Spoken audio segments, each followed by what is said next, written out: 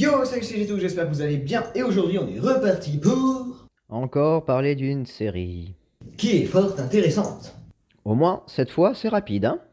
Let's go.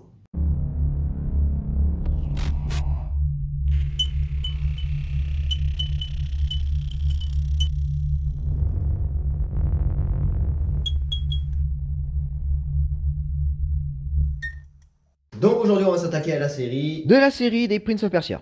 qui débute en 1989 avec ce jeu-là, donc Prince of Persia. Et tu n'as toujours pas compris qu'il faut arrêter de me couper. Oh, ferme-la, hein. Donc c'est un jeu d'action, réflexion et d'aventure en 2 dimensions développé par Broderbund pour les micro-ordinateurs 8 bits Apple II. C'est un jeu novateur et bien abouti sur bien d'aspects. On y trouve des animations très fluides et bien détaillées du personnage, jouant à un comportement et des aptitudes physiques très réalistes, à contre-courant des jeux d'arcade de l'époque. Et en plus, il y a l'utilisation de la barre de vie, qui est encore rare à cette époque, un temps limité pour achever l'aventure, des combats originaux, oui, les protagonistes et les ennemis s'affrontent à l'épée, et non avec toutes sortes de projectiles comme dans les jeux qui lui sont contemporains. Et l'absence de tout score en fin de jeu, ou encore l'inclusion de scènes cinématiques au fil du temps. Suite à cela, en 1993 sort Prince of Persia 2, The Shadow of the Flames, en français Prince of Persia 2, L'ombre de la flamme. Ce jeu fait directement suite au premier jeu Prince of Persia et il est basé cette fois-ci sur les contes de Mille et une nuits. Le jeu est de bonne qualité par des musiques inspirées, des animations fluides et des graphismes et environnements détaillés. Ce jeu connaîtra un remake. Oui, si on peut appeler ça comme ça. Oui, bon, en 2013 sur smartphone et tablette. Avant d'aller plus loin, là va arriver des petits soucis, pour être poli. Oui, bon, il y a une merde en route, comme dans toute série qui se respecte. Non, je suis pas d'accord. Réfléchis bien. Oui, bon, dans certaines c'est vrai. Donc sort en 1999 sur Windows, Prince of Persia, Arabian Night. Il est entièrement réalisé en 3D et il est porté sur Dreamcast dans les années 2000. Mais pourquoi donc il y a eu un problème alors? Car suite au déficit financier des studios, le jeu est distribué directement avant de passer par l'étape finale de détection des bugs et correction des stages. Le produit final souffre alors de nombreux bugs et de problèmes de caméra et de jouabilité. Il est assez mal reçu par les critiques, d'autant plus que les 2 épisodes précédents avaient été appréciés. En raison de ces gros défauts, Prince of Persia 3D ne sera considéré comme l'épisode raté de la série, et les prochains opus ne s'amuseront donc pas de celui-ci. Enfin, on va rentrer dans le vif du sujet. Bah on y était déjà, non? T'es con ou quoi? Je dis ça parce que tu les connais ces jeux-là. Ah oui. T'es irrécupérable, hein. Donc, en 2003 sort Prince of Persia et les Sables du Temps. Il est édité et développé par Ubisoft, sort sur PC, PlayStation 2, Xbox et GameCube. Il a aussi été adapté sur Game Boy Advance, téléphone mobile. Ça j'en parlerai pas. C'est le 4e jeu de la franchise Prince of Persia. Oui, et il est aussi le premier épisode de la trilogie dite des Sables du Temps.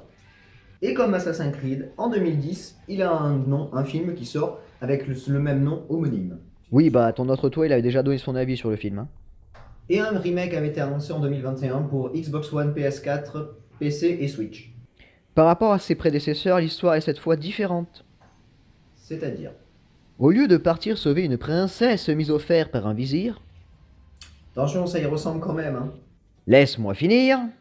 Cette fois, on suit l'histoire du prince de Perse qui, trompé par le vizir, libère les sables du temps dans le palais du sultan, ami de son père. Ceux-ci corrompent les êtres vivants en les transformant en monstres de sable sous le contrôle du vizir. À l'aide de Farah, fille du Maharaja d'Inde réduite en esclavage par le roi de Perse, Shahraman. Oui, le joueur doit faire traverser au prince tous les pièges du palais, aidé par ses aptitudes acrobatiques et la dague du temps. C'est une arme magique qui permet de contrôler le temps. D'où le titre. En décembre 2004 sort pour PS2, Xbox, GameCube et PC Prince of Persia l'âme du guerrier. Il est la suite directe de Prince of Persia les sables du temps et c'est le 3e volet de la série, cependant il sort quand même en 2e. C'est-à-dire? Eh bien le jeu reprend 7 ans après le premier épisode et il y a des nouvelles aptitudes qui ont été développées au cours du jeu pendant les phases de combat.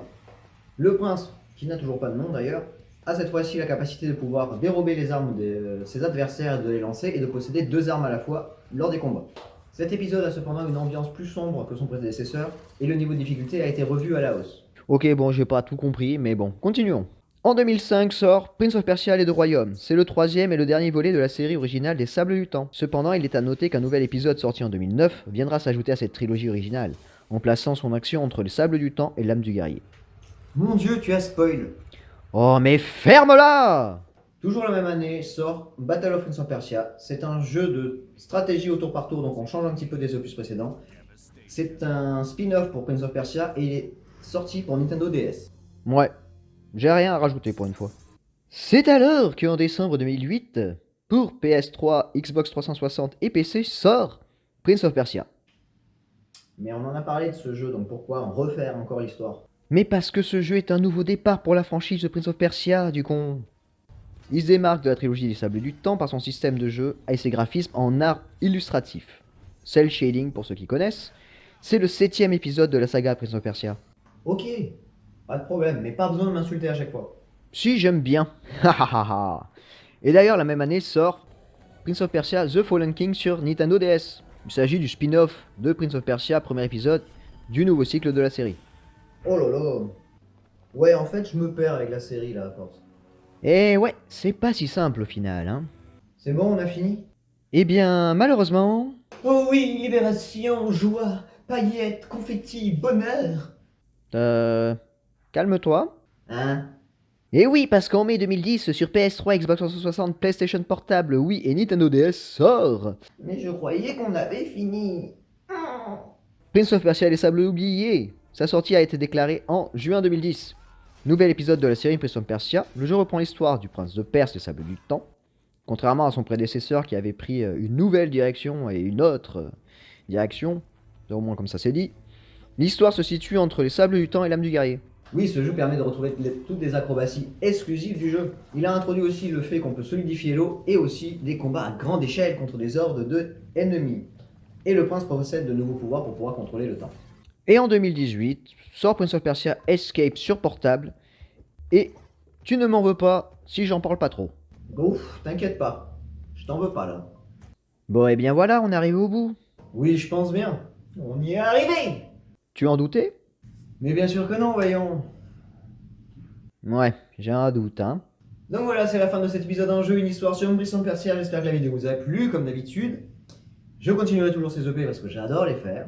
Donc en tout cas, je vous fais un gros bisou, un gros peace, et je vous dis à la prochaine. Tchou!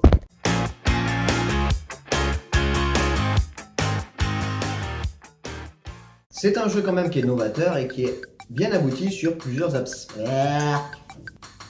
C'est un jeu novateur et bien abouti sur bien des aspects.